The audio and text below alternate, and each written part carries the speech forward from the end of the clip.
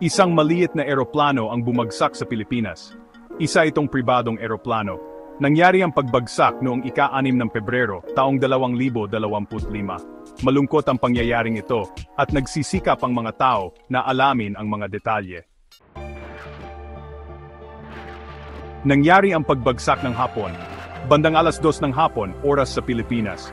Bumagsak ang eroplano malapit sa Barangay Malatimong.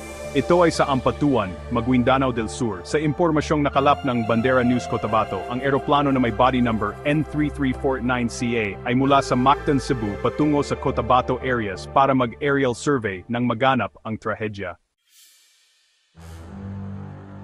Mayroong iba't ibang ulat tungkol sa nangyari. May mga ulat na 2 tao ang namatay sa pagbagsak. Ang ibang ulat naman ay nagsasabing 4 ang patay. Patay din ang isang kalabaw matapos itong mahagip ng eroplano. Nag-iimbestiga na ang mga awtoridad. Sinusubukan nilang kumpirmahin ang bilang ng mga nasawi. Gusto rin nilang malaman ang nasyonalidad ng mga biktima.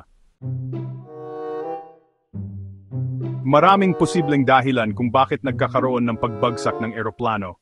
Minsan masamang panahon ang dahilan. Sa ibang pagkakataon, maaring may problema sa eroplano. Maari ring magkaroon ng pagkakamali ng tao. Ang mga pagbagsak ay iniimbestigahan ng mabuti upang maiwasan ang mga aksidente sa hinaharap.